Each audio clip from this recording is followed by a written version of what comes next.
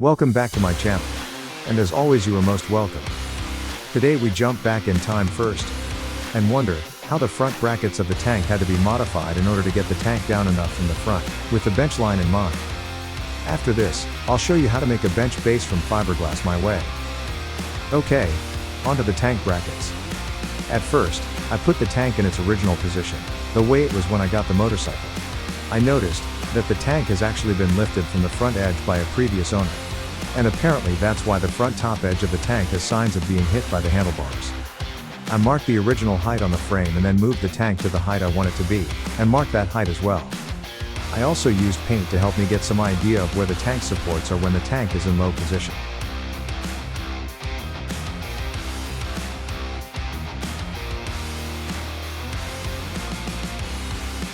Next, I started removing the brackets from the tank, with an angle grinder of course. I tried to be as careful as possible, so that I don't puncture the tank, because that would be a terrible repair operation.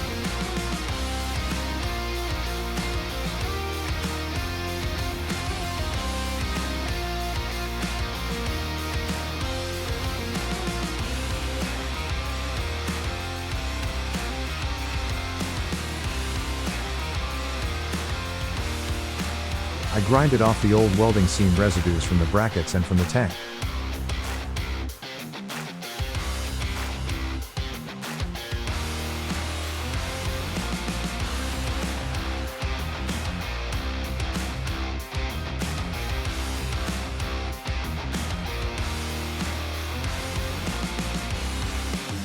Then I marked the right place for the brackets so that I can spot weld them in place. And yet, my cameraman forgot to turn on the camera, so no more video of the sparks flying. Finally, fitting the tank into place, and we have arrived today.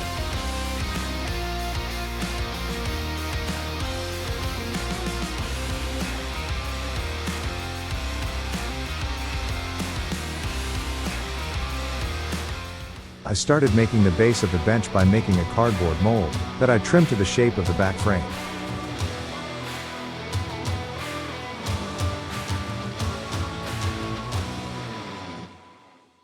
After that, I simply coated the cardboard with duct tape, which this time happened to be at hand.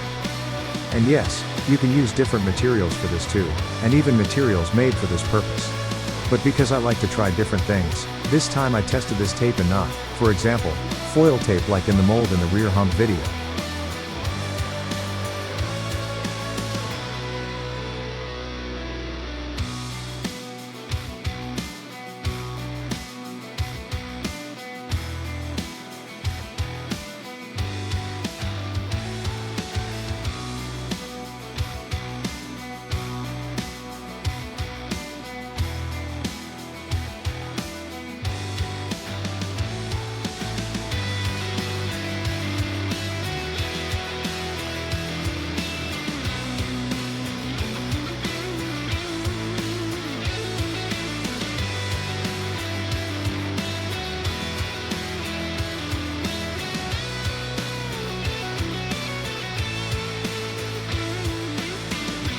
After taping, I waxed the base again and there were at least 6 layers.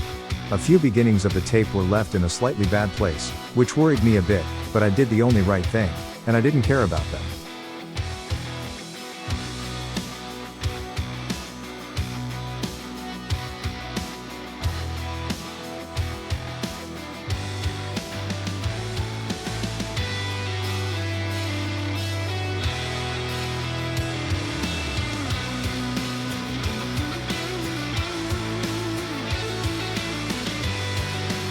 Let's start fiberglassing.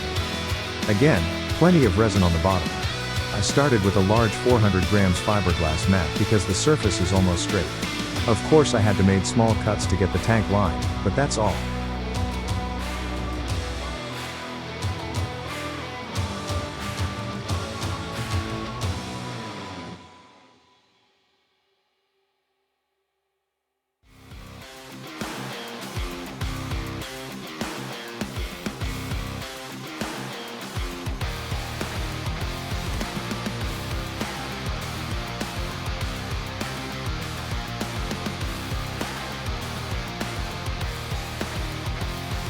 The next 2 layers was a lighter 300 grams fiberglass mat. In the front part, I put a few reinforcement layers so that the cutting lines are not weaker than the rest of the base. And last layer 400 grams fiberglass mat.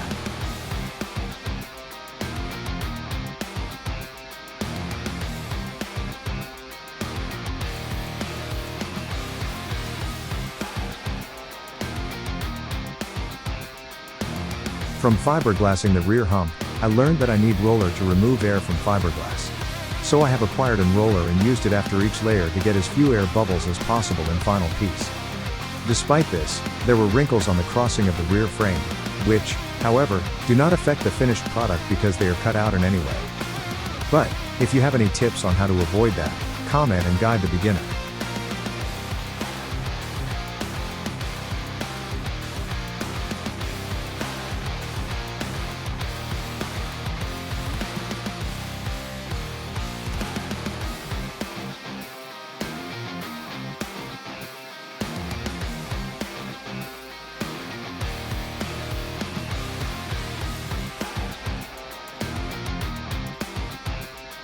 And somehow the cameraman ran out of space on the memory card, so I filmed the last air rolling shots with my phone. I left the fiberglass to dry overnight and returned the next day to finish the piece.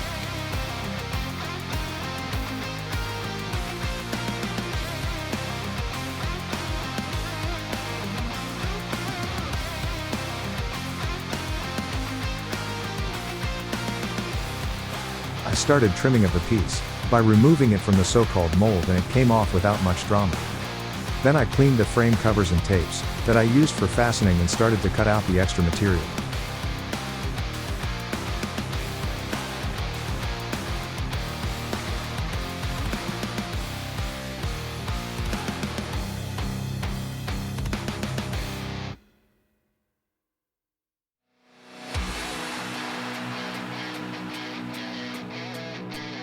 For the first cut, I used the same method with the help of a LED light and draw a line. Then again I cut it with an angle grinder, which is probably the tool I use the most.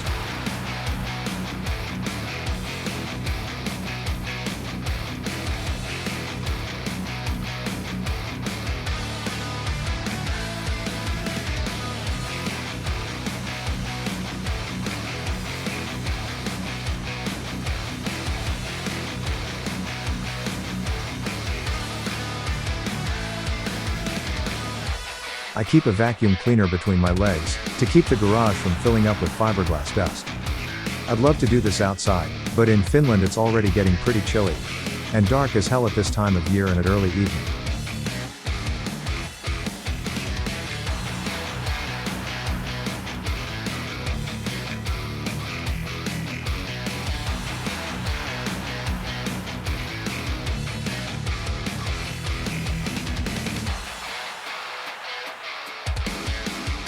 After this, test fitting with the rear hump.